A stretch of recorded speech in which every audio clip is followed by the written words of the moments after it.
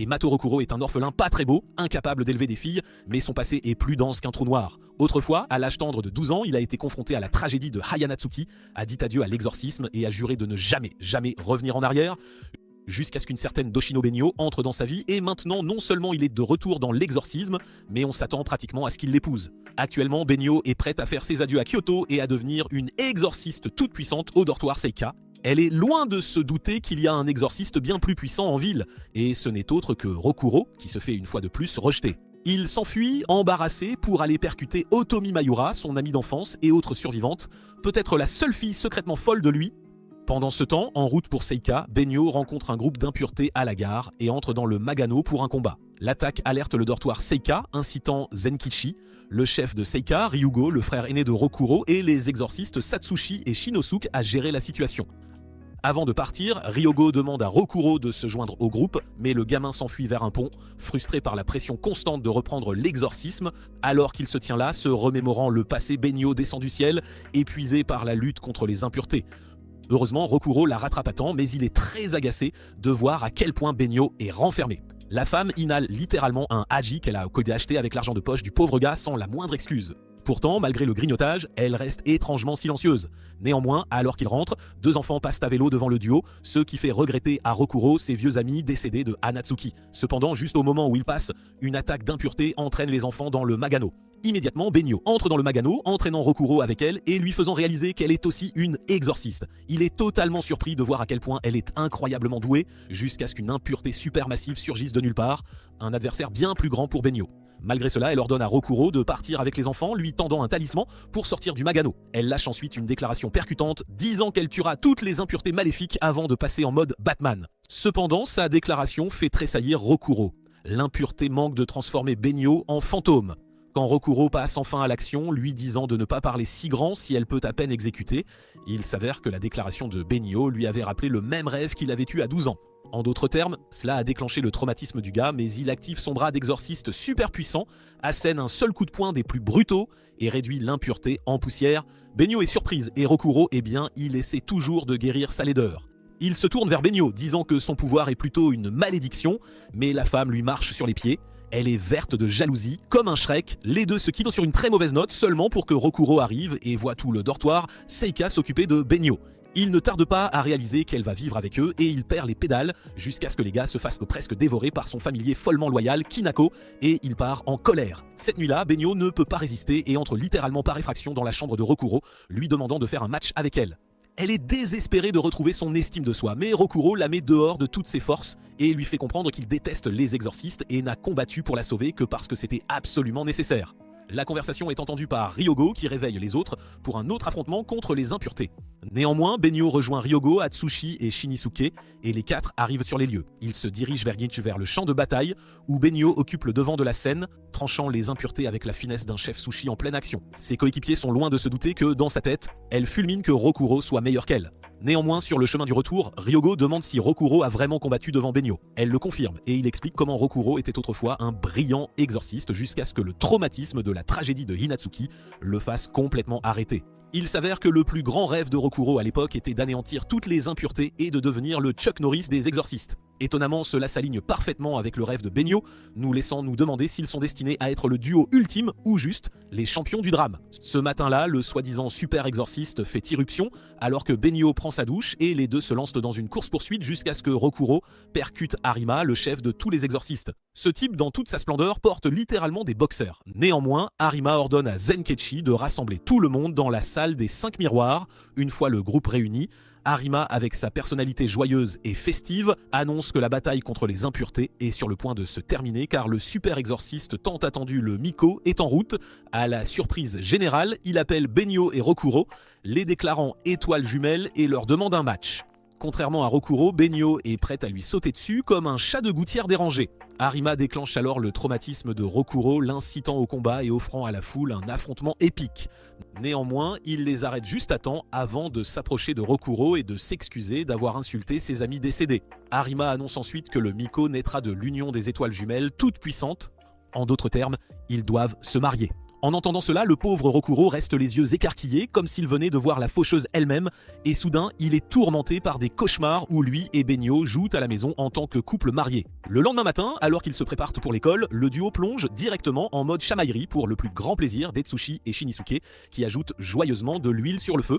Non seulement cela, mais Benyo se retrouve dans la classe de Rokuro en tant que nouvel élève populaire, l'irritant encore plus. Mayura remarque aussi sa mauvaise humeur.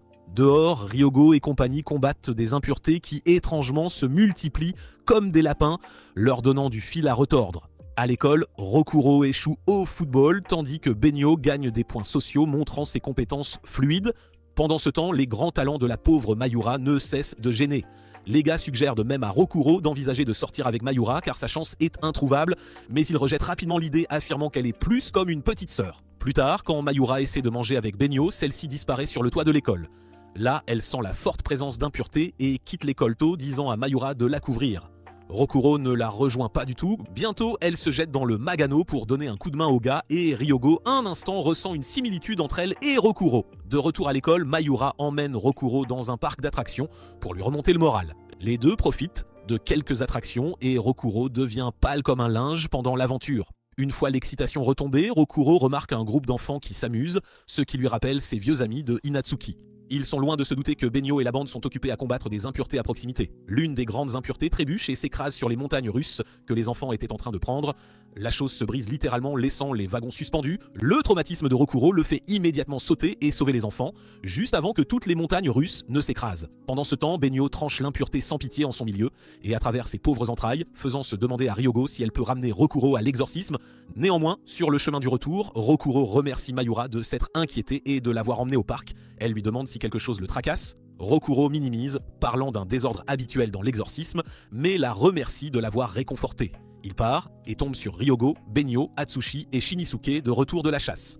Pendant ce temps, quelque part, Arima annonce l'existence des étoiles jumelles aux 12 gardiens. Cependant, l'un d'eux, Shimen, semble avoir des doutes sur les capacités de Rokuro. Un soir, Benyo était plongé dans une conversation solitaire, parlant à son frère décédé et rêvant d'être l'exorciste ultime. Quand soudain Ryogo apparaît, lui demandant d'encourager Rokuro à reprendre l'exorcisme. Il est en mission pour ramener Rokuro dans le jeu de l'exorcisme, affirmant que Rokuro est son vrai lui-même quand il se bat. Il veut qu'il embrasse à nouveau cette voix. Cela fait commenter à Benyo que Ryogo se soucie vraiment de cet idiot, ce qui le fait sourire et lui dire que lui et les exorcistes sont la seule famille que Rokuro ait. Plus tard, en triant des talismans, Ryogo en trouve un ancien et sourit.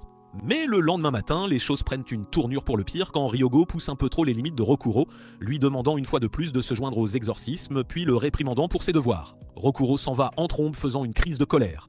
Pendant qu'il erre dans la ville, Ryogo, Atsushi et Shinosuke décident de faire quelques livraisons. Ils passent par la branche Ayan où Ryogo rencontre Fushihara, un as qui combat les impuretés qui s'en prennent aux enfants. Ensuite, au programme un exorcisme d'impuretés dans une vieille maison effrayante. Là, les trois entrent dans le Magano et Shinosuke explique comment le propriétaire avait loué l'endroit à des gens, mais étrangement, il continue de disparaître. Pendant ce temps, le pauvre Rokuro est acculé par une vieille dame de son ancien lieu de rencontre d'enfance. Il avait l'habitude de visiter souvent l'endroit avec Ryogo. La femme commence littéralement à interroger le pauvre garçon sur son historique de baiser, tout en le soudoyant avec ses friandises préférées, jusqu'à ce qu'il s'échappe enfin et qu'elle reste à crier qu'il peut passer n'importe quand. De retour à la maison hantée, Ryogo et la bande tombent sur une pièce étrange, et dès qu'ils entrent, une ambiance lourde et sinistre s'installe. Ryogo saute dans le Magano seulement pour être immédiatement pris en embuscade par une gigantesque impureté à 2 têtes. Elle renvoie Etsushi et Shinisuke à la réalité, laissant Ryogo tout seul. Quand Rokuro retourne à Seika, il trouve l'endroit vide. Il ne faut pas longtemps avant qu'Etsushi et Shinisuke n'apparaissent, tout déchirés et fatigués. Il lui parle de Ryogo, paniquant Rokuro au plus profond de lui, et sans y réfléchir à 2 fois, il fait irruption dans la chambre de Benyo, s'incline et la supplie désespérément de sauver Ryogo. De retour dans le Magano, le pauvre Ryogo se fait violemment battre. Il essaie de se cacher, mais avec tous ses enchantements qui s'affaiblissent, il se retrouve brutalement acculé et blessé. Quand soudain Rokuro apparaît de nulle part, frappant l'impureté à la Saitama et lui arrachant une de ses têtes, Benyo arrive aussi, tranchant toutes les petites. Rokuro se précipite ensuite vers Ryogo qui lui montre comme chaque semaine l'ancien talisman de serviteur que Rokuro lui avait autrefois donné au repère des vieilles dames. À l'époque, Rokuro avait l'intention de faire de Ryogo son serviteur une fois qu'il deviendrait l'exorciste tout-puissant. Rokuro sourit mais malheureusement leur petit moment est interrompu par l'impureté désormais à une seule tête. Il devance ensuite Benyo de manière irritante et achève la chose pour de bon. Plus tard, il attend Benyo devant la maison et la remercie sincèrement. À sa surprise, elle commente à quel point Rokuro a l'air cool quand il se bat. Mais cela ne dure pas longtemps et les deux reprennent leur chamaillerie de mari et femme. Quelque part, devant les 12 grands gardiens, Arima explique que l'invasion d'impuretés autour de Narukami, près du dortoir Seika, est plus folle qu'ailleurs et assigne à Shimon la tâche d'enquêter. Pendant ce temps, Rokuro rend visite à Ryogo à l'hôpital et manque de lui dire qu'il va reprendre l'exorcisme, mais Ryogo l'interrompt, lui disant de ne pas se forcer. Rokuro rentre ensuite chez lui pour trouver tout le monde en train de fabriquer des talismans et de louer les compétences de Benyo. Il les rejoint aussi, avec l'air d'un vilain perdant. Kinako, comme d'habitude, en fait tout un plat quand soudain, Zenkechi fait irruption, leur annonçant une attaque d'impureté. À la surprise générale, Rokuro se montre désireux d'y aller et il le taquine tout le long du chemin. Néanmoins, Shinosuke tend à Rokuro un porte-talisman que Ryogo lui avait fabriqué et il sourit. La bande arrive à une école primaire et trouve l'enseignant cherchant désespérément quelques enfants disparus. Ils se dirigent immédiatement vers le Magano et repèrent des impuretés maléfiques chassant les écoliers. Le groupe passe à l'action, éliminant la plupart d'entre elles, mais les impuretés rebondissent, empêchant Atsushi et Shinosuke de s'échapper du Magano avec les petits rescapés. Rokuro essaie de les contrer avec son talisman balle, mais l'une d'elles frappe Shinosuke violemment, laissant les enfants à la merci de la créature. La vue déclenche une fois de plus Rokuro, mais heureusement, ils ont réussi à aider les enfants à temps. Cependant, une impureté repère Rokuro distrait et l'attrape par derrière. Mais avant qu'elle ne puisse le transformer en confiture humaine, quelque chose projette l'impureté dans un spectacle de fumée. De là sort un enfant aux cheveux roux, Shimen. Il brandit son épée L vermillon et fait disparaître le reste des impuretés avant de se disputer avec Rokuro. Cependant, Benyo le reconnaît immédiatement et Kinako dit à tout le monde que Shimen est littéralement l'un des 12 gardiens. Le gars donne ensuite un coup de poing au pauvre Rokuro, disant qu'il est une honte pour les exorcistes de se laisser distraire. Il se tourne vers Benyo, s'excusant qu'elles doivent supporter ce type, rendant Rokuro encore plus furieux quand Benyo est d'accord. Juste à ce moment-là, une énorme impureté gorille surgit et Shimon se prépare immédiatement, mais Benyo l'arrête. Elle explique que Rokuro a peut-être le QI d'un humain ancien, mais qu'il n'est en aucun cas faible. Avec cela, Rokuro tranche et anéantit une fois de plus le gorille d'un seul coup, prouvant que Benyo avait raison. Shimon ressent alors quelque chose d'étrange, mais quand il regarde autour de lui, personne n'est là. Cependant, il a raison car un homme étrange les observait. Soudain, son téléphone sonne. C'est Arima qui le rappelle à Kyoto.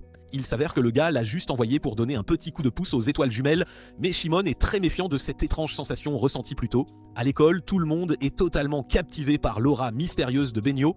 Malgré les filles qui essaient de lui parler, elle quitte l'école tôt, laissant tout le monde bavarder comme si c'était la nouvelle du jour en ville. Certains gars suggèrent eux-mêmes qu'elle fréquente des délinquants, et cela effraie la pauvre Mayura. Dès lors, Mayura se transforme en détective, essayant d'être la meilleure amie de Benyo. Elle l'invite à une soirée pyjama, mais Benyo la rejette et essaie même de l'aider avec des exercices. Mais oups, ses propres talents finissent par agacer Benyo. Finalement, Benyo la confronte, ce qui fait que Mayura répond audacieusement qu'elle ne veut pas qu'elle fréquente des gens dangereux. Pensant qu'elle parle des exorcistes, Benyo commente qu'elle veut fréquenter volontairement, la confondant davantage. De retour à la maison, tout le monde accueille Ryogo avec un festin. Il veut reprendre la chasse aux impuretés immédiatement, mais Rokuro remarque son bras blessé et se porte volontaire pour l'aider. Ryogo rayonne, cajolant un Rokuro agacé et heureux de le voir retrouver son élément.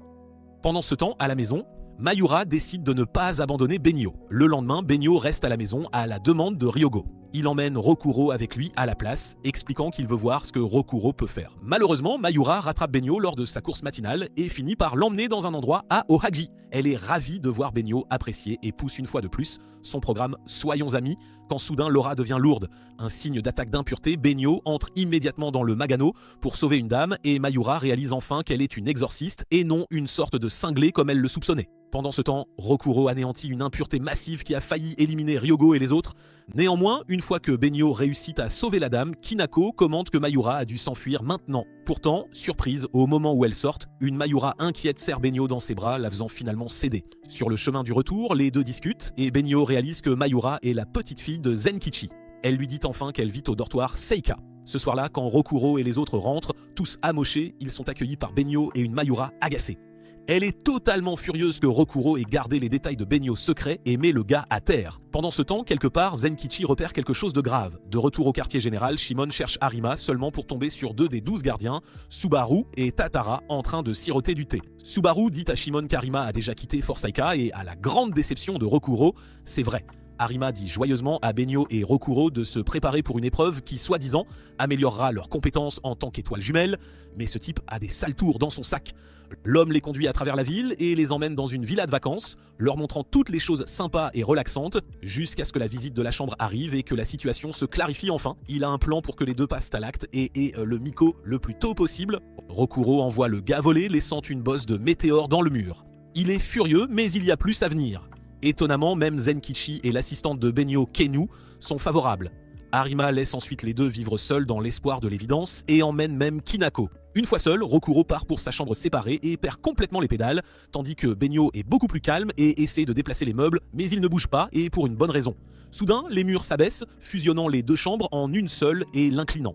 Le visage agaçant d'Arima apparaît bientôt, annonçant que leurs potentiels de sort sont bloqués et qu'ils doivent de maintenant travailler ensemble pour atteindre la ventilation de l'autre côté de la pièce. Rokuro prend les devants, seulement pour tomber, comme sa chance avec les femmes.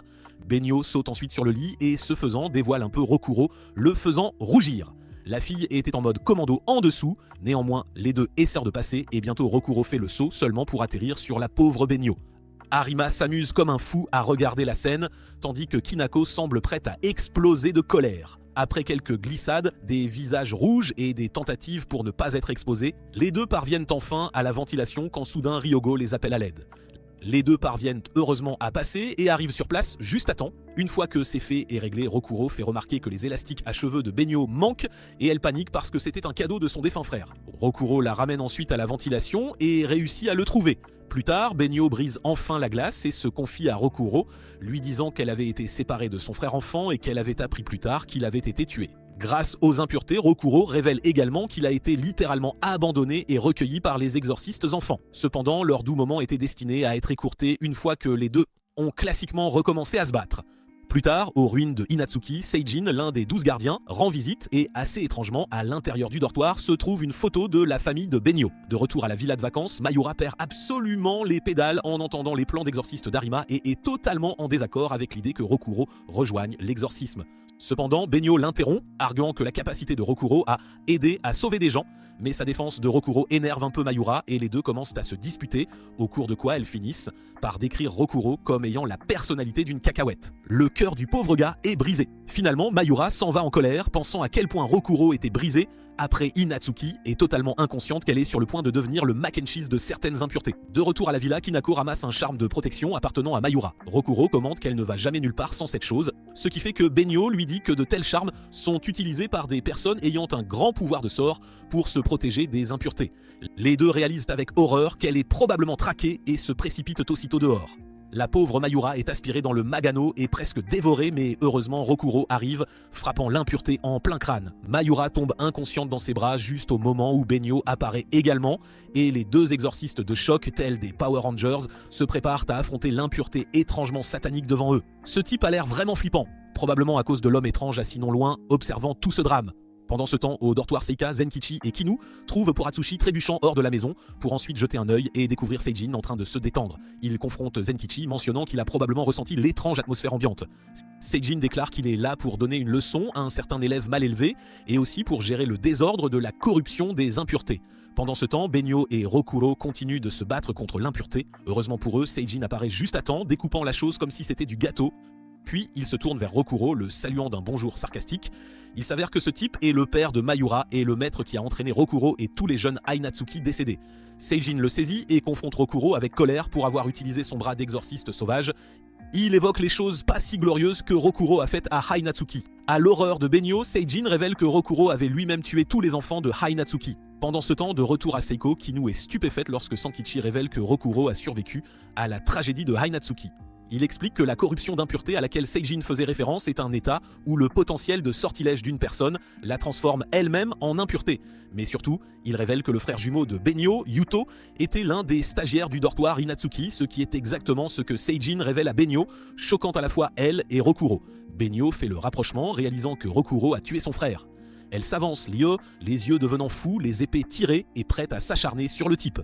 Mais avant que la jeune fille ne puisse réduire le gars en lambeaux humains, Seijin l'arrête tentant de compléter l'histoire. Seulement, il est interrompu par l'homme étrange qui fait enfin sa grande entrée, et à leur choc absolu, ce n'est nul autre que Yuto, le frère jumeau de Benyo qui était censé être mort. Il s'avère que c'est l'élève menaçant que Seijin est venu chercher et qu'il a commis des choses graves. Rokuro est au-delà de la rage de le voir, hurlant qu'il a causé la tragédie de Inatsuki. Pourtant, le type lui retourne calmement toute la situation. 2 ans auparavant, Yuto a fait un coup au dortoir Inatsuki, rassemblant tous les enfants pour des choses étranges. Il leur a promis des pouvoirs pour égaler Rokuro, mais surprise, surprise, ce n'était qu'une sale ruse. Ces incantations ont fini par corrompre les enfants, les transformant en impuretés un par un. Rokuro, le pauvre, a dû regarder 3 de ses amis, Chiko, Yuna et Hikari, mordre la poussière et cela l'a rendu complètement fou. Seijin explique toute l'affaire à Benyo qui est totalement confuse. Il explique la corruption d'impuretés et que la seule façon de sauver les enfants était de les tuer, ce qui est exactement ce que Rokuro a fait. À l'époque, voir ses amis passer l'arme à gauche a eu un lourd tribut sur Rokuro. Son bras d'exorciste et l'énergie à l'intérieur sont devenus fous, le transformant en une machine à tuer mortelle. Benyo n'en croit pas ses oreilles. Son frère, autrefois si doux et protecteur, s'adonnait à de la magie noire, et à son horreur, Yuto lui-même s'en prend à Benyo, révélant qu'il ne l'a jamais vraiment soutenu et la trouve totalement inutile, la laissant en larmes. Rokuro se libère, chargeant un Yuto calme. Ce type a un bras violet comme celui de Rokuro, mais bien plus puissant. Il est absolument indemne malgré les attaques furieuses de Rokuro. Soudainement, Benyo s'interpose, empêchant Rokuro de se faire du mal, mais elle est projetée de côté comme une poupée de chiffon. Cela calme Rokuro et il se précipite à ses côtés. Derrière eux, Yuto invite Rokuro à rejoindre sa bande, mais notre homme hurle un grand non catégorique. Quoi qu'il en soit, il s'éloigne en sautillant, et Rokuro, Benyo et Seijin portant Mayura sortent du Magano. Dehors, Benyo s'effondre, s'excusant auprès de Rokuro au nom de son frère, mais devinez quoi ? Les deux sont enfin sur la même longueur d'onde. Sur ce, ils se donnent la main et décident de devenir plus forts ensemble pour vaincre Yuto définitivement. Ils finissent nous par supplier Seijin de les entraîner davantage, mais il leur oppose une fin de non-recevoir. N'ayant plus d'autre choix, ils retournent à la villa, seulement pour trouver Subaru se détendant dans le salon et Tatara grignotant des croûtes de pain. Au début, Rokuro est pris de court jusqu'à ce que Benyo arrive et révèle de manière surprenante que Subaru était son maître. Rokuro est irrité par toutes les fantaisies de jeunes mariés induites par Arima que Subaru ne cesse de mentionner, mais une fois qu'il apprend qu'elle est l'une des 12 gardiens, il lui demande immédiatement de les entraîner. Benyo se joint à eux également et étonnamment Subaru accepte. Subaru ne perd pas de temps et leur confie déjà leur première tâche aux étoiles jumelles. Pour une raison quelconque, il se retrouve dans un magasin à s'habiller jusqu'à ce que Subaru arrive, se moquant de Rokuro pour son incapacité à complimenter Benyo. Il est super agacé quand elle leur donne leur prochaine tâche, ironiquement de se tenir la main. Tous deux peuvent à peine se résoudre à se toucher et continuent de faire des grimaces étranges. Néanmoins, même Benyo commence à remettre en question les méthodes d'entraînement de son maître, mais décide de suivre le mouvement par égard pour le passé. Pendant ce temps, sur la rivière, une porte du Magano s'ouvre. Pour Benyo et Rokuro, cependant, les choses ne cessent d'empirer et ils se retrouvent dans un café cliché et romantique, forcés de se nourrir mutuellement de crêpes en forme de cœur. À présent, les deux réalisent Nakono Subaru est probablement envoyé par Arima pour accomplir son programme de Miko et abandonne l'entraînement. Il s'arrête dans un endroit à Ohaji. Rokuro dit à Benyo de prendre autant qu'elle veut car ce sera payé par le gars en caleçon. La poche d'Arima et les deux finissent par grignoter joyeusement quand soudain, Kanako les alerte de l'impureté à la rivière. Tous deux entrent dans le Magano pour trouver les impuretés, essayant de se déverser dans la réalité. Cependant, une fois que Rokuro active son bras, il devient incontrôlable. Depuis sa rencontre avec Yuto, il est incapable de le contrôler, mais heureusement pour lui, Benyo y appose un talisman de retenue, l'aidant à se calmer. En conséquence, elle s'affaiblit et les deux se retrouvent enlacés, entourés d'impuretés. Juste à ce moment, Subaru arrive avec Tatara. La femme est littéralement une Lara Croft apprêtée, car elle sort des armes impressionnantes et commence à faire disparaître l'impureté. Pendant ce temps, Tatara démontre ses violents pouvoirs d'exorciste. La plus folle des 12 gardiens. Sur ce, Subaru répare la brèche entre le Magano et la réalité, et les étoiles jumelles retournent à leur villa. Malheureusement pour Rokuro, Subaru descend vêtue, comme si elle était sur le point de leur offrir un spectacle. La femme refuse d'abandonner et affirme qu'elle doit les entraîner pour des activités importantes, et nous savons tous de quoi il s'agit, n'est-ce pas ? Le lendemain, Subaru les fait faire du design, ce que Rokuro trouve aussi inutile qu'une porte moustiquaire sur un sous-marin. Benyo affirme que cela calme la main sauvage de Rokuro, mais elle est tellement absorbée par ses propres affaires qu'elle coûte sa robe au tissu, offrant au pauvre Rokuro le spectacle d'un flash commando numéro 2. Pendant ce temps, Subaru est dehors, regardant en boucle des comédies romantiques gênantes et donnant des ordres à Rokuro et Benyo. Elle essaie d'enseigner à Rokuro les chroniques de l'esprit féminin, poussant le pauvre gars à bout. Rokuro en a assez de ses bêtises, mais il ne peut pas compter sur Benyo pour contrôler son bras éternellement. Alors, il supplie Subaru de l'entraîner. Subaru commence par une partie de cache-cache. Rokuro se sent confiant pendant une fraction de seconde jusqu'à ce que la femme disparaisse juste sous leurs yeux. Benyo et lui passent au crible toute la villa et ce faisant, Benyo tombe sur l'un des magazines de Rokuro. Le pauvre gars reçoit un coup de pied, mais grâce à cela, une note glisse du magazine. Il s'avère que tout cela avait été orchestré par Subaru. Ils se dirigent ensuite dehors et leur aventure continue, les menant à un restaurant où Subaru leur a laissé une facture salée. L'argent de poche de Rokuro mord une fois de plus la poussière. Cependant, cette fois, Benyo se souvient que Subaru avait voulu mourir. Au début, Rokuro trouve l'information totalement inutile, mais ensuite il fait le rapprochement et il se précipite dans une salle de sport, seulement pour trouver Tatara déguisée en Subaru. Ils reprennent la route, entamant une autre dispute quand soudain une aura sombre apparaît et les deux entrent immédiatement dans le Magano pour trouver une impureté de calmar massive, bien trop difficile à vaincre pour eux. La chose projette de l'encre, bloquant la vision des deux et les laissant totalement incapables d'attaquer. C'est alors que les deux réalisent l'importance de se connecter télépathiquement. Ils se souviennent des leçons de Subaru et, juste comme ça, les étoiles jumelles s'unissent enfin, découpant le calmar en un joli plateau de fruits de mer. Au moment où ils le font, Subaru apparaît derrière eux, les encourageant. Elle commente que le bras de Rokuro ne devient plus fou et le signale comme un progrès. Finalement, Subaru se prépare à partir, mais pas avant de donner à Benyo un autre indice vers l'un des magazines coquins de Rokuro et de le faire encore une fois se faire botter. Un jour, Rokuro est au sous-sol en train de s'entraîner. Il monte à l'étage et trouve la villa remplie d'une odeur étrange. Il s'avère que c'est Benyo qui tente de préparer le dîner. Le curry a l'air pire que le vomi pourri d'une personne de 90 ans et de manière appropriée, il envoie Rokuro presque s'évanouir. Mais Benyo est si confiante qu'elle sert même une boisson spéciale classique de Benyo qui est bien pire que le curry. Rokuro tente presque de s'assoupir en y goûtant seulement pour se retrouver à rouler par terre. Il se lève en colère, disant à Benyo qu'il est responsable du dîner. Benyo défend avec fureur sa nourriture exécrable avant de partir travailler. Pendant ce temps, à Kyoto, Arima entre dans une réunion avec les 12 gardiens. Shimon fait son rapport jusqu'à ce qu'Arima demande à Subaru des nouvelles de Benyo et Rokuro. Elle rapporte que c'est en grande partie un échec, mais souligne spécifiquement les capacités d'exorciste folles de Rokuro. Arima part ensuite avec une expression plus froide que la glace. De retour à Narukami, Benyo rencontre un duo mère-fille. Cela lui rappelle ses propres parents, qui étaient en fait un puissant couple d'exorcistes, pour ensuite en sortir une fois que le visage d'une impureté apparaît de manière obsédante dans sa tête. Elle continue de courir, regrettant les repas faits maison et refusant de rentrer chez elle pour manger le plat spécial de Rokuro. Soudain, Kanako surgit en hurlant qu'une impureté est proche et Benyo, étant la femme impatiente qu'elle est, entre immédiatement dans le Magano. Là, avant même qu'elle ne puisse tuer l'impureté, un homme transperce la chose et ce type n'est pas humain. Il assomme rapidement Benyo. Sur ce, il lui demande si elle connaît les étoiles jumelles, la menaçant de la tuer et commence à compter à rebours jusqu'à 1. Benyo devient folle alors que des flashbacks lui rappellent une impureté de son enfance. Elle avait compté à rebours de manière similaire à cette entité non humaine et ce n'était nul autre que Kamui, une impureté qui avait tué ses parents. Benyo devient folle comme Rokuro, chargeant et hurlant, mais elle n'est pas plus puissante qu'une peau de banane face à ce type. L'entité est incroyablement forte et la tient littéralement à quelques secondes de la mort quand Rokuro apparaît de nulle part et l'envoie voler. Il s'avère qu'il avait erré cherchant Benyo avec son dîner.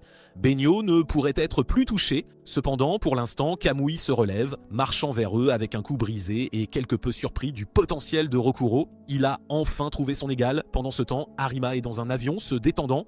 Quand Zenkichi le contacte, complètement paniqué, il le coupe, disant qu'il sait qu'un Basara est apparu à Narukami. Une impureté d'apparence humaine qui a évolué en un monstre de niveau démoniaque en se nourrissant de matière noire, et c'est exactement ce qu'est Kamui. C'est, heureusement, avant que Kamui ne puisse lancer une charge mortelle, une autre impureté l'interrompt, donnant à Rokuro et Benyo suffisamment de temps pour s'échapper. Dehors, Rokuro soigne rapidement Benyo et la première chose qu'elle fait est d'essayer de retourner en courant dans le Magano. Elle ne cesse de parler de venger la mort de ses parents et de tuer Kamui pour de bon. Elle dit à Rokuro qu'elle le traque depuis toujours et maintenant qu'il est enfin là, elle ne peut pas reculer. Selon elle, affronter ses parents ou continuer à vivre n'est pas une option si elle abandonne. Rokuro, qui a écouté son histoire larmoyante, souligne qu'elle peut à peine arrêter de trembler et encore moins se battre. Cependant, il réalise à quel point Benyo lui ressemble. Rokuro lui tend ensuite le dîner à manger et lui dit qu'il va retenir Kamui jusqu'à ce qu'elle ait repris des forces. Il dit que c'est grâce à elle qu'il est de retour dans l'exorcisme et qu'il lui doit donc une fière chandelle. Sur ce, il retourne affronter Kamui qui, d'autre part, commence à décrire sans cœur les détails de la façon dont il a tué les parents de Benyo. Il tend la main, expliquant comment il avait demandé aux parents de faire un choix sombre entre eux ou leur fille, et une fois qu'ils ont choisi Benyo, il a écrasé leur tête en bouillie. La pauvre Benyo n'avait que 8 ans. Rokuro devient fou à cela et parvient à le renverser, mais ce type est aussi difficile à tuer qu'une tique et Rokuro l'a maintenant énervé. À son horreur, Kamui sort un talisman spirituel, active ses jambes d'impureté et le fait presque danser jusqu'à la mort quand soudain, Benyo fait une nouvelle entrée. Cette fois, elle est plus forte, mais Kamui la met toujours à terre avec des coups de karaté. C'est alors que Rokuro la rattrape. Les deux tiennent l'épée de Benyo ensemble et, pour la première fois, résonnent comme des étoiles jumelles. Kamui réalise enfin que sa recherche est terminée alors que les deux le frappent en voyant une explosion massive. Pourtant, cette maudite chose survit. Finalement, Kamui leur fait savoir qu'il a hâte qu'ils montent en niveau. Sinon, il suggère qu'ils fassent apparaître la Miko afin qu'ils puissent les affronter et réaliser son rêve d'anéantir tous les exorcistes. Kamui s'en va ensuite et les deux s'évanouissent d'épuisement. Quelques jours plus tard, Benyo et Rokuro sont de retour au dortoir Seika avec leurs amis pour célébrer le festival de Tanabata. Tout le monde écrit ses vœux et les accroche, mais Rokuro ne peut en trouver un. Juste à ce moment, Benyo arrive avec des nouilles et sa soi-disant sauce Benyo. Poratsushi subit le malheur d'y goûter et manque de mourir alors que Rokuro et Benyo se disputent à propos de sa sauce digne de vomi, ignorant que Mayura vient d'arriver. Pour elle, la dispute ressemble étrangement à une conversation amoureuse et elle devient toute jalouse, se jetant sur Rokuro comme elle le fait toujours. Néanmoins, les trois se calment et Rokuro demande ce que Benyo va souhaiter seulement pour découvrir que la jeune femme est en train d'écrire toute une série au Ogiman. Derrière eux, Ryogo accroche son vœu de bénir tous les membres du dortoir Seika de bonne santé. Lui, Atsushi et Shinosuke se souviennent de l'année précédente, surtout avec Rokuro passant d'un boulet rejeté et désespéré par les femmes à être pratiquement fiancé à Benyo. Merci Arima. Cette réalisation fait mentalement défaillir le pauvre Atsushi et il commence à gribouiller souhaitant une petite amie. Néanmoins, Ryogo ne pourrait être plus heureux de voir Rokuro de retour dans l'exorcisme. Mais il espère maintenant que Rokuro ne se blessera pas dans le processus. Pendant que Benyo continue sa série au Ogiman, Mayura remarque ses blessures et celles de Rokuro. Elle réalise qu'il n'y a plus aucun moyen d'arrêter Rokuro. L'homme est de nouveau plongé jusqu'au cou dans l'exorcisme. Elle accroche son vœu pour que Rokuro soit en sécurité. Cependant, derrière, la pauvre fille a aussi écrit un vœu pour que Rokuro réalise qu'elle a le béguin pour lui. Pendant ce temps, à Kyoto, Seijin apparaît au bain pendant que Shimon se détend. Shimon commente les cicatrices de Seijin et Seijin lui dit de se préparer car un combat massif avec le Bazara va bientôt éclater. En entendant cela, Shimon se demande grandement comment Rokuro a même pu affronter Kamui, faisant en sorte que Seijin lui rappelle que Rokuro se prépare à lutter contre la corruption d'impureté qui a tué ses amis. Une telle dévotion et ce bras qu'il possède font de lui un adversaire littéralement de niveau Goku, c'est-à-dire s'il arrête d'être un pervers. Au même moment, Arima et Subaru discutaient des étoiles jumelles et de leur destin tout en se relaxant dans un bain luxueux. Arima est déterminé à faire de Rokuro et Benyo un couple marié à tout prix. Les deux ont finalement écrit leurs vœux et étonnamment, tous deux ont souhaité devenir plus forts l'un avec l'autre. Un beau matin, Rokuro et Benyo entrent, seulement pour surprendre Seijin, faisant une sortie rapide après une discussion avec Zenkichi. Il passe avec son regard froid classique. Une fois qu'il est sorti, Zenkichi dit à Rokuro que Ryogo a été appelé par Fushihara pour une certaine mission. Là, il présente Ryogo à Haruka, une nouvelle recrue de la branche Ayam, et joue les Cupidons, laissant Ryogo avec un devoir de rendez-vous. Le pauvre Ryogo est tout silencieux et maladroit, mais devinez quoi? Haruka trouve cela absolument adorable et l'invite même à une autre sortie. La nouvelle se répand comme une traînée de poudre à Seika, et Rokuro s'en fiche éperdument, mais il est jaloux et choqué tout à la fois. Pendant ce temps, à Kyoto, Shimon confronte Arima sur la raison pour laquelle il a déployé Seijin et Narukami, se demandant presque si Arima ne le surchargeait pas. Mais l'homme ne peut jamais être sérieux et jette un autre de ses magazines coquins au visage de Shimon. Néanmoins, Ryogo continue ses rendez-vous mignons avec Haruka et devient tout timide quand la jeune femme flirte avec lui. Un jour, il se rend à la garderie où travaille Fushihara et lui demande s'il est acceptable pour lui de continuer à sortir avec Haruka. Il explique que les exorcistes meurent et que cette pensée le préoccupe. Fushihara lui donne une bonne dose de réalité, lui disant en gros qu'il n'est pas un exorciste aussi important qu'il le pense. Les exorcistes comme Rokuro sont bien plus significatifs, tandis que les gens comme lui travaillent en arrière-plan. Cependant, être ordinaire signifie qu'il peut avoir des liens significatifs et profiter de sa relation. Le lendemain, Ryogo le remercie pour la leçon et lui dit au revoir, mais il n'a aucune idée de ce qu'il attend. Bientôt, la nouvelle circule que Fushihara a été tué par une impureté. Il se précipite pour retrouver Haruka tandis que Rokuro confronte Zenkichi pour lui faire cracher le morceau. Finalement, le vieil homme explique que les corruptions d'impureté se sont récemment propagées à travers Narukami. C'est pourquoi Seijin est déployé ici. Plus tard, lors d'une promenade, Rokuro et Benyo rencontrent une impureté, seulement pour réaliser que c'est une corruption d'impureté. Les deux essaient leur astuce nouvellement découverte de résonance et échouent quand soudain Seijin entre en scène et fait disparaître la chose en quelques secondes.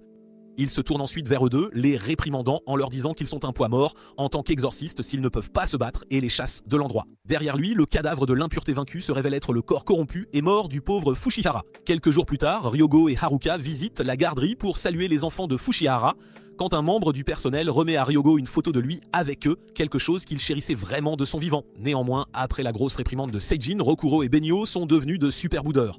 Les deux ne peuvent aller nulle part sans que leur visage ne s'affaisse et Mayura le remarque aussi clairement que le jour. Pourtant, Rokuro est capricieux avec elle.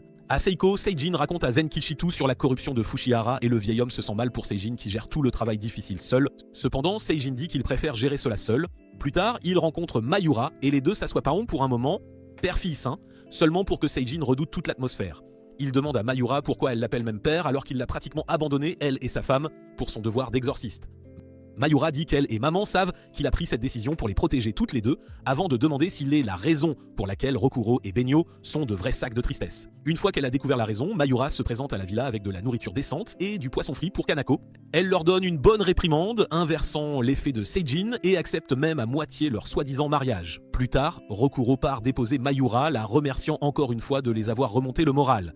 Meira lui dit qu'elle a accepté qu'il reprenne les exorcismes. Elle avait peur de son retour car elle ne voulait pas qu'il soit blessé à nouveau, mais maintenant qu'elle l'a vu se battre, elle sait que la véritable essence de Rokuro est d'être un exorciste et elle le soutient pleinement. Rokuro ne pourrait être plus reconnaissant quand soudain, à l'horreur de Rokuro, Mayura s'effondre et des lignes vertes apparaissent sur son corps. Un signe de corruption par l'impureté. Son corps se lève, se transformant en une horrible impureté et Rokuro perd complètement la tête. Son traumatisme pulse dans ses veines tandis que Benyo tente désespérément de le contrôler. C'est alors que Seijin arrive de nouveau et déclare sans cœur que Mayura n'est plus elle-même. Elle est une impureté qui doit être exorcisée jusqu'à la mort. Rokuro peut à peine se retenir, ce qui pousse Benyo à poser une main sur son épaule. C'est à ce moment-là que tous deux entendent étrangement Mayura les appeler. Benyo réalise qu'il doit exister une compétence exclusive aux étoiles jumelles qui peut aider Mayura et il se précipite vers Seijin, lui parlant des voix et le suppliant de trouver une solution. Seijin réalise que le moment est venu et explique le Furu no Koda, une technique qu'il croit que seuls les exorcistes étoiles jumelles peuvent réaliser par leur résonance. Cependant, cela peut totalement échouer. Néanmoins, Seijin retient Mayura pendant que Rokuro et Benyo s'associent en chantant, et à leur immense bonheur, Mayura est purifiée. Le pauvre Rokuro s'effondre alors que la réalisation le frappe et sanglote, souhaitant seulement avoir pu utiliser cette technique à Hanatsuki. Cependant, Yuta apparaît alors devant le groupe, félicitant Rokuro pour son exploit. Voir le visage de Yuta a suffi à transformer Rokuro en un homme fou. Le gars devient enragé, sachant pertinemment que c'était Yuta derrière la corruption de Mayura. Yuta sourit, se moquant de Rokuro de ne pas être à la hauteur de ses attentes et incitant le gars à l'attaquer, mais Seijin l'arrête, expliquant qu'ils n'ont tous deux presque plus d'énergie pour attaquer après le Furu no Koto. Ils n'ont aucune chance face à Yuta. Yuta, de son côté, est agacé que Seijin gâche le jeu et décide d'éliminer son ancien maître une bonne fois pour toutes. Il active la technique du talisman balle, une technique qui est la sienne, ou de la taille d'un astéroïde. Il tire, anéantissant apparemment Seijin, mais l'homme émerge tel un super saiyan, après tout, il est l'un des 12 gardiens. Seijin brandit alors son bras d'argent, prêt à envoyer Yuto faire un bon dodo, et charge avec détermination. Son coup émeut Yuto aux larmes, et pendant une seconde, il semble que Seijin ait gagné la bataille, jusqu'à ce que son bras explose littéralement comme un ballon de peinture. La scène fait hurler Rokuro et le propulse de manière incontrôlable vers Yuto, quand soudain Seijin se place entre les deux, encaissant le choc mortel. Il les enferme ensuite, lui et Benio, dans une barrière protectrice et refuse que quoi que ce soit arrive aux étoiles jumelles. Sur ce, il dit à Rokuro de récupérer quelque chose qu'il lui a laissé avec Zenkichi, le remerciant d'avoir sauvé Mayura et s'engageant dans ses derniers instants. Il déploie toute son énergie, libérant une explosion massive. Pourtant, lorsque la poussière retombe, Rokuro émerge tenant Seijin dans ses bras. Limean lance même un coup de poing au visage de Yuta. Malgré tout, Yuta invite sans vergogne Rokuro à le rejoindre, promettant d'épargner ses amis actuels de la corruption par l'impureté. Il s'éloigne en sautillant, disant à Rokuro de le retrouver à Ainatsuki, comme s'il organisait une sinistre réunion de famille. Bientôt, Mayura et Seijin sont tous deux transportés d'urgence à l'hôpital dans un état critique. Rokuro est au-delà de la dévastation et s'effondre complètement. À l'hôpital, Enkichi lui dit que même si Seijin survit, il ne se battra probablement plus jamais dans le Mogano. Il lui tend ensuite la mallette que Seijin avait laissée pour Rokuro. À l'intérieur se trouve un talisman maître rouge et l'uniforme d'exorciste noir que Seijin portait autrefois à Hainatsuki. Il avait promis de le donner à Rokuro une fois qu'il serait devenu l'exorciste tout-puissant. Zenkichi dit à Rokuro qu'une union des 12 gardiens est en train d'être assemblée pour vaincre Yuta, mais Rokuro refuse de tomber dans d'autres pièges. Cette nuit-là, il apparaît devant la chambre de Benyo, déclarant qu'il tuera Yuta pour de bon, et elle ouvre la porte pour le trouver vêtu de l'uniforme noir. À sa surprise, Benyo accepte et décide de le rejoindre dans cette quête. Les deux se mettent au travail et non pas le genre auquel vous pensez. Je veux dire, ils se mettent à l'entraînement. Benyo arrive avec un sac presque aussi grand que son ego, rempli de toutes sortes d'armes et de talismans, excitant un peu trop Rokuro jusqu'à ce qu'elle lui rappelle la létalité que possède Yuta. La seule chose qui pourrait fonctionner contre ce rat démoniaque est la résonance des étoiles jumelles. Ils commencent à essayer de comprendre comment activer la résonance et combien de temps ils peuvent la maintenir. Pourtant, ils se concentrent, Benyo pensant à la mort de ses parents et Rokuro au crime de Yuta, jusqu'à ce qu'ils brillent et résonnent assez fort pour fissurer tout le mur devant eux. Pendant ce temps, à Enatsuki, Yuto dépose des lys pour chacune de ses victimes, attendant que Rokuro se montre. De retour dans l'arène, Benyo insiste pour faire une pause, mais Rokuro, étant le gamin têtu qu'il est, refuse et continue de s'entraîner avec le talisman maître rouge. Cette nuit-là, Benyo est tentée par des cauchemars de son frère et s'enfuit, terrifiée. Elle arrive à la porte de Kenu, toute tremblante, refusant même de manger. La vieille femme lui prend la main, l'assurant qu'il est normal de parfois avoir peur, mais encourageant également Benyo à ne prendre aucune décision qui pourrait se transformer en regret. En entendant cela, Benyo rassemble son courage et retourne à l'arène seulement pour trouver Rokuro endormi sur le sol avec un mur entier effondré. Elle s'allonge alors à côté de lui, ressentant la première vague d'affection pour Rokuro et s'endort, seulement pour que l'idiot panique à son réveil. Le lendemain matin, Rokuro révèle que son bras est en fait une partie de la corruption par l'impureté. Comme ses amis, il a également été corrompu par Yuta, mais pour une raison quelconque, il n'est pas passé en mode impureté totale et a fini par exorciser les enfants. Benio lui prend la main, faisant presque rougir le gars comme une pomme, et dit qu'elle ne pourra jamais compenser ce que son frère a commis. Cependant, Rokuro la rejette et dit qu'il est heureux qu'elle les rejoint dans cette aventure. Sur ce, les deux enfilent leurs uniformes noirs et se préparent à botter les fesses de Yuto pour de bon. Ils descendent dans les ruines de Hanatsuki, où Yuto les attend avec impatience. Rokuro aperçoit le gars faisant tournoyer un lys blanc dans sa main. Il leur propose alors de s'unir une dernière fois ou de devenir ses réceptacles de lys. Lorsque Rokuro, fidèle à lui-même, refuse, l'homme le prend comme une insulte, d'autant plus que Rokuro a amené sa petite sœur Benio, qu'il juge ridicule. Il fait remarquer qu'il semble que les deux n'aient rien appris en étant témoins de l'état lamentable de Seijin. Avant qu'ils ne s'en rendent compte, Yuto est juste derrière eux, si près qu'il pourrait leur donner une égratignure mortelle à l'oreille. Cependant, les étoiles jumelles sont prêtes à l'action. Benio fond sur lui, attrape la main de Rokuro et envoie le sale type voler hors du dortoir. Le combat se déplace maintenant à l'extérieur et quand Yuto émerge indemne, Rokuro peut à peine se contenir, la rage au ventre. Il sort enfin l'ultime talisman Maître Rouge, enchantant son bras corrompu par l'impureté et enflammant Yuto. Et croiriez-vous qu'il survit encore ? À leur insu, quelque part, Kamui observe le trio en pleine action. De retour dans l'affrontement, Yuta apparaît comme possédé, se transformant en sa forme d'impureté et affirmant qu'il ne fait que se retenir. Il reprend sa forme humaine, riant et réprimandant les étoiles jumelles quand soudain un rayon d'espoir scintille. Yuto crache du sang. Cette vision pousse Rokuro à attaquer immédiatement, ne voulant pas laisser passer l'occasion, seulement pour réaliser que tout cela faisait partie du drame classique de Yuto. En riant, Yuto parvient à porter un coup à bout portant à Rokuro.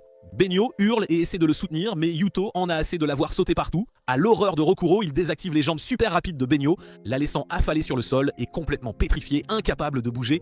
Il se tourne ensuite pour achever Rokuro. Cependant, c'est alors que quelque chose de totalement inattendu se produit. Les yeux de Benio s'écarquillent à nouveau lorsque Kamui apparaît devant elle. Il lui propose de lui donner des jambes d'impureté, jouant une version tordue de marché conclu, mais avec des parties du corps d'impureté comme prix. L'étrange individu a un talent pour augmenter la puissance de ses futurs adversaires et commence à décompter. Benio accepte l'accord de devenir semi-impureté et de mettre fin à Yuta, à condition qu'elle ne devienne pas totalement corrompue. Des lignes vertes couvrent son corps et elle se retrouve flottant dans un espace cosmique, se perdant lentement dans la matière noire quand soudain, le cri iconique de Rokuro se fait entendre, la réveillant et elle en ressort renaissante. Elle s'agenouille devant Yuta, s'inclinant respectueusement et lui demandant de mourir de ses mains. Sur ce, elle charge son frère et offre un spectacle épique qui rend même Kamui fier de ce qu'il lui a donné. À l'extrême surprise de Rokuro, elle danse de manière létale sur le pauvre bougre. Yuto tente un coup, mais Benio l'encaisse, en demande plus et le lui rend en plein dans sa jolie figure. Il ne faut pas longtemps avant que sa façade de mec cool ne se brise. Il s'avère que Yuto avait encaissé de sérieux coups et blessures de ses attaques et de celles de Rokuro en résonance. Il semble enfin être sur le point de faiblir jusqu'à ce qu'il surgisse frénétiquement en hurlant que le temps de Benio est écoulé et fidèle à sa parole, Benio s'effondre. Ses jambes d'impureté sont bien trop puissantes pour qu'elle puisse les gérer et elles ont finalement cédé sous elle. Yuto se prépare à l'achever mais Rokuro s'interpose et à l'horreur de Benio, Yuto lui assène un coup qui le transperce littéralement. Pourtant, Rokuro refuse de céder et brille d'un éclat doré, se soignant et puisant dans son élément d'impureté. À ce stade, Yuto réalise qu'il est passe à la forme d'impureté de Rokuro et se transforme. Les deux anciens amis s'affrontent point contre point et pour une étrange raison, le cœur de Rokuro se remplit de tristesse en se souvenant de tous les bons moments qu'ils ont passés à Hanatsuki.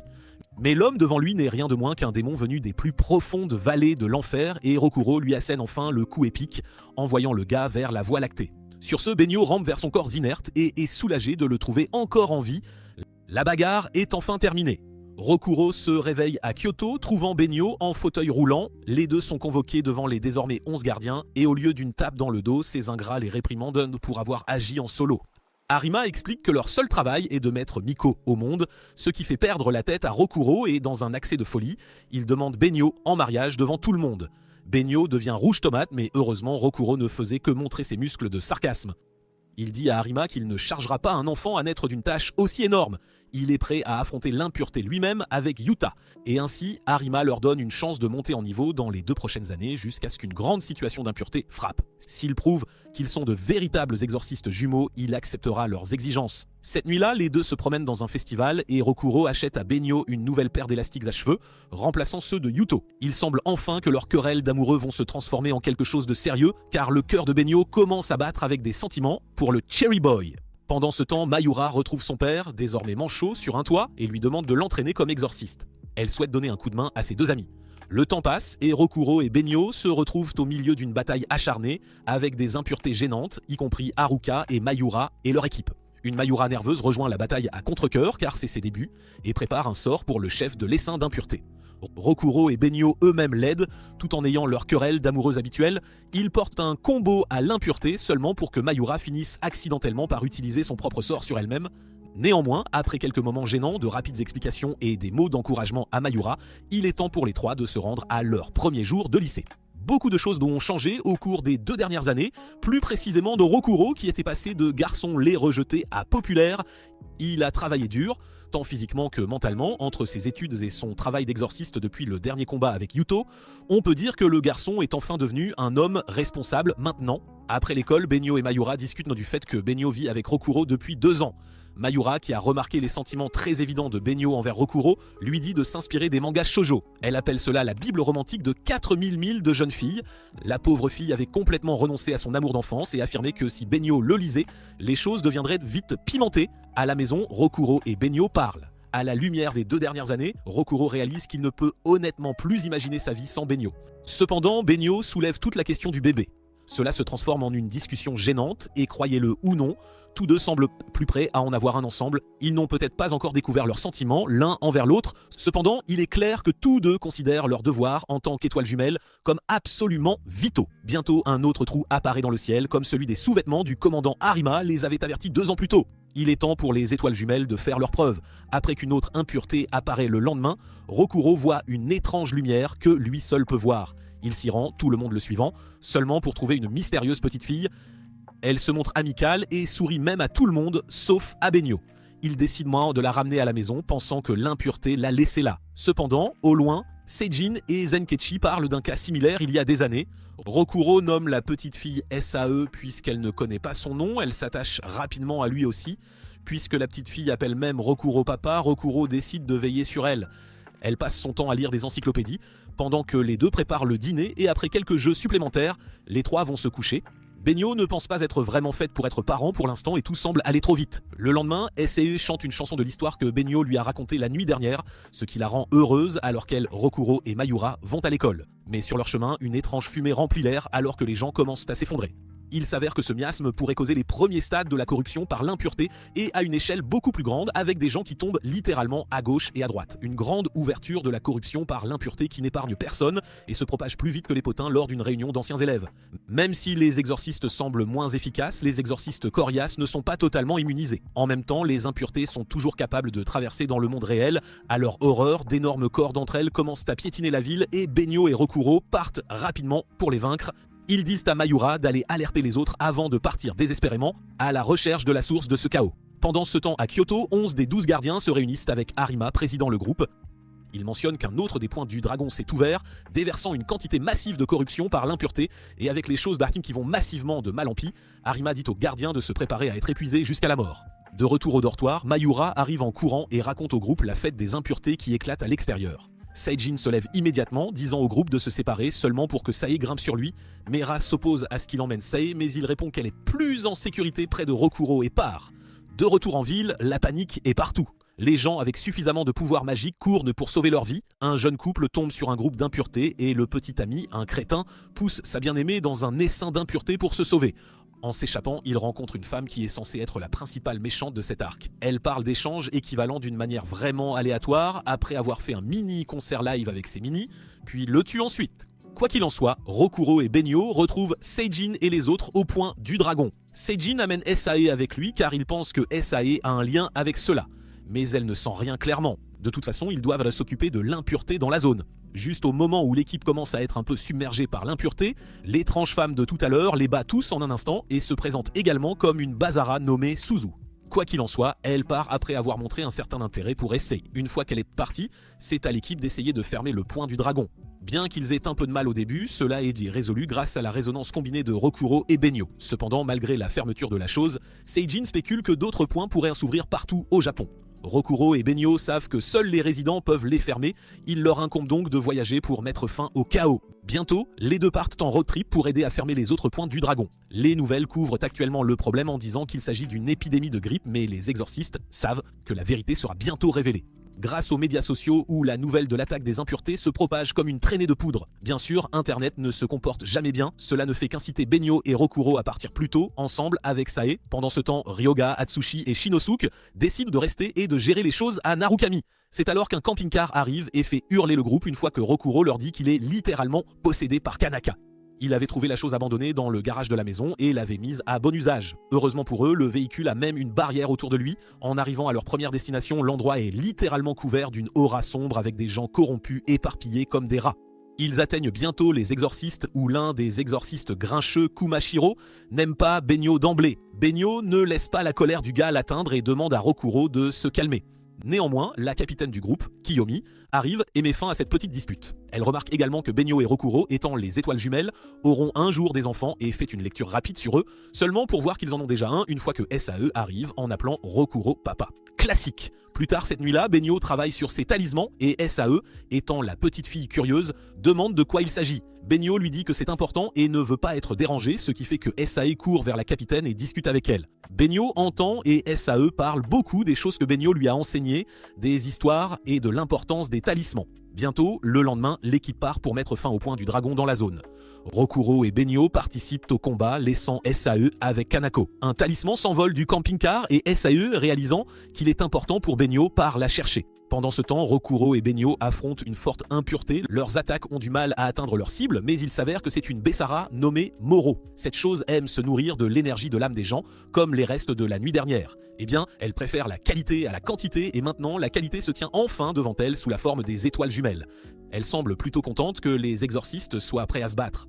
L'entité se précipite vers Kumashiro, l'embrassant jusqu'à lui ôter la vie, seulement pour que Benyo sauve le gars. À sa surprise, elle répond qu'elle n'a pas besoin de raison pour sauver quelqu'un. Sur ce, Benyo déchaîne sa danse folle des jambes d'impureté, faisant complimenter Moro sur sa létalité. La chose étrange les lèche même bizarrement, seulement pour remarquer qu'ils ont l'odeur de Kamui. Moro déchire ensuite les talismans de Benyo, sans lesquels ils n'ont aucun moyen de fermer le portail, mais laissé à Sae qui apparaît et en livre un que Benyo avait laissé derrière elle. Benyo n'était pas contente de ses actions et lui crie dessus. Cependant, ne voulant pas gâcher les efforts de Sae, il ferme rapidement le portail. Plus tard ce soir-là, Benyo s'excuse auprès de Sae qui se contente de sourire et de lui offrir quelque chose à grignoter. Cependant, la situation s'aggrave. De plus en plus de points de dragon continuent de s'ouvrir. Akioto, Subaru et Arima passent en revue les événements jusqu'à ce qu'ils demandent à la dame d'enquêter immédiatement sur l'affaire. Pendant ce temps, à Narukami, Mayura aide à purifier les civils corrompus, tandis que la télévision diffuse toujours les fausses nouvelles d'une épidémie de grippe. Zenkichi commente que les 12 gardiens sont actuellement dispersés partout, fermant les portails ou aidant à mettre fin à la menace. Non seulement cela, mais les menaces deviennent de plus en plus dangereuses. Le public pourrait bientôt être informé des exorcistes et de leur situation. Pendant ce temps, les étoiles jumelles se dirigent vers leur prochaine destination, un trajet plutôt chaotique grâce à Kanako qui se promène avec son GPS défectueux. Néanmoins, Sae semble apprécier le trajet et faire des origamis. Elle en fait même une version Aoji, ce qui plaît aussi à Benyo.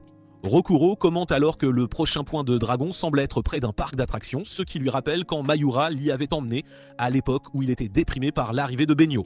Ses souvenirs deviennent cependant un point d'intérêt pour Sae et il lui dit qu'un parc d'attractions est rempli de lumière, seulement pour arriver à un parc d'attractions lugubre et rempli de miasmes.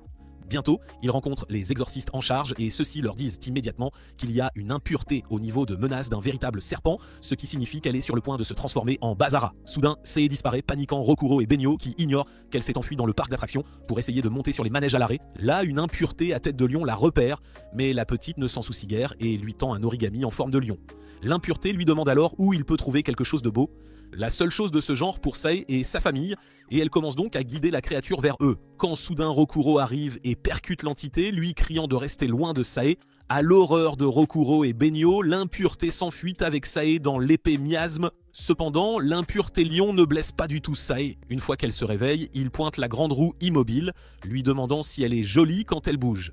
L'impureté semble étrangement s'interroger sur le monde et dit à Sae qu'il veut voir quelque chose de beau, qu'il ne se soucie pas de manger des humains. Il souhaite juste voir quelque chose de beau. Sae dit que l'endroit est géré par des adultes. Alors Monsieur Lion part en chercher un tandis que Sae promet de l'attendre et les deux deviennent assez proches.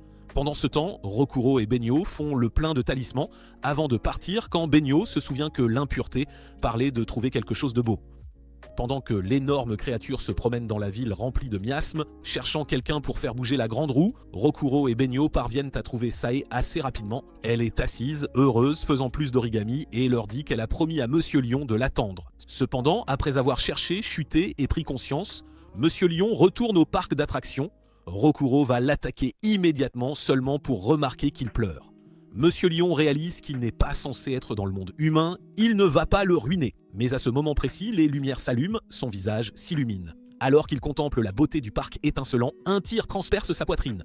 Rokuro et Benyo se retournent pour trouver 2 des 12 gardiens, Sada et Ziz, debout derrière eux.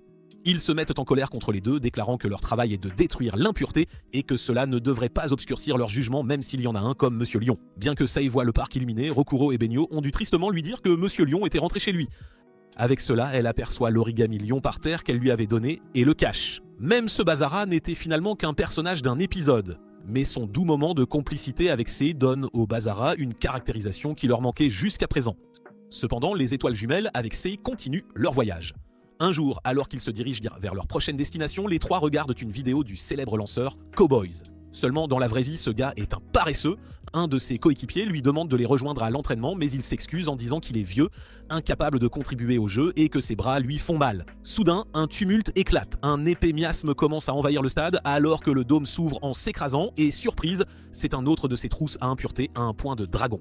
De retour dans le camping-car, Mayura appelle Benyo pour lui donner toutes les informations qu'elle a recueillies jusqu'à présent concernant les points de dragon. Les points sont de taille variée, avec parfois quelques grands qui s'ouvrent, tandis que d'autres fois c'est une grande quantité de petits. À ce moment-là, Zenkichi fait irruption, rapportant qu'un énorme point de dragon s'est ouvert à Hai, et avant que nous ne le sachions, Rokuro et Benyo arrivent pour rencontrer un autre Basara, Yamada. L'entité bloque la rue, 2 des 12 gardiens, Hiroa et Cordelia, arrivent bientôt, brisant le mur du Basara en morceaux. Ils disent ensuite à Rokuro et Benyo de se retirer, et le groupe s'éloigne ensemble. Dans le camping-car, ils essaient de planifier leur prochaine attaque quand Kawase apparaît avec un enfant malade.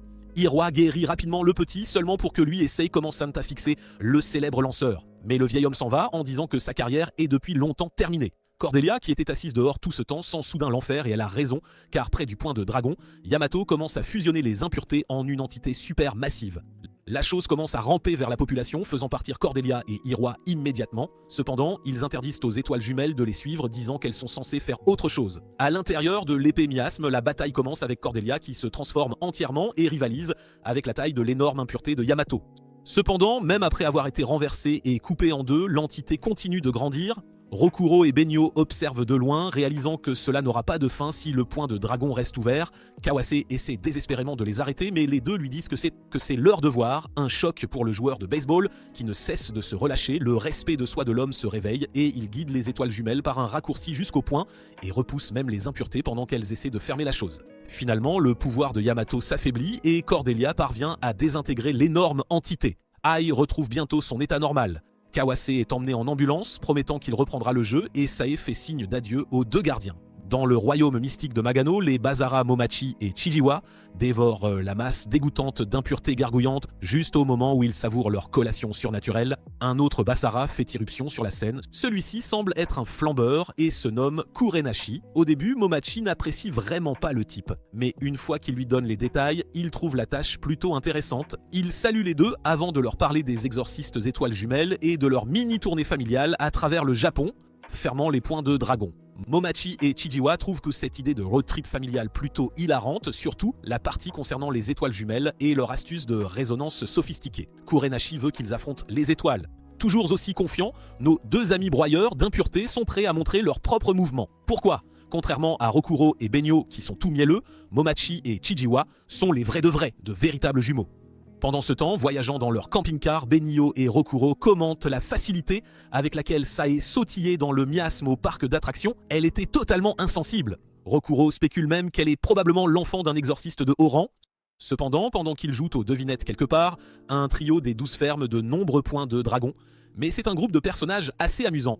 L'un est un radin nommé Yuji, un autre est un intello nommé Arata, et le troisième, Kankuro, semble avoir des problèmes d'apparence et porte un masque. De retour dans le camping-car, la famille des étoiles jumelles s'amuse avec un léger jeu de pierre-papier-ciseaux. Seul l'idiot Rokuro échoue lamentablement, contrairement à Benyo qui réussit plutôt bien. Les deux commencent naturellement à se crier dessus quand soudain, leur camping-car se retrouve dans le Magano. Ils sont soudainement entourés par une horde d'impuretés. Grâce à Kanako, il met tout le véhicule en surmultiplication, mais est totalement pris par surprise lorsque des fils semblables à des toiles les éjectent du camping-car comme des bonbons et ils sont bientôt accueillis par les impuretés jumelles. Les deux ne perdent pas de temps et déclarent immédiatement l'étoile jumelle leur prochain repas. Ils valorisent la qualité et ce duo d'humains se trouve être un plat gastronomique tout droit sorti d'un restaurant 5 étoiles. Juste au moment où Kanako s'éloigne avec Sae, Rokuro et Benyo activent leurs membres sophistiqués. Rokuro active le bras fracassant tandis que Benyo saute avec ses jambes. Momachi et Chijiwa sont amusés par leur petit spectacle d'école maternelle et les repoussent comme de simples moustiques malgré que Rokuro et Benyo les attaquent de toute leur force. Pour eux, ils ne sont rien de plus que des héros de supermarché. Les étoiles jumelles tentent alors leur chance avec la résonance et échouent lamentablement, donnant au duo d'impuretés une autre raison de ricaner. Les deux finissant piégés dans leur fil d'araignée d'impuretés, alors que Momachi et Chijiwa commencent à expliquer leur inutilité. Contrairement à eux, ils sont en fait deux bras d'une seule existence. Ils sont nés comme le duo ultime, perfectionné à la moelle, à tel point qu'aucun d'eux n'a besoin d'utiliser des mots pour raisonner et déclencher l'attaque. Ils peuvent simplement utiliser la télépathie en quelques millisecondes pour exécuter leurs attaques ensemble. Sur ce, les deux se préparent à en finir avec les étoiles jumelles quand soudain Sei saute entre eux, surprenant le groupe en formant une barrière repoussant l'attaque du Bazara. Cependant, cela rend les deux encore plus enthousiastes et ils décident d'un mois de consommer la petite fille comme dessert.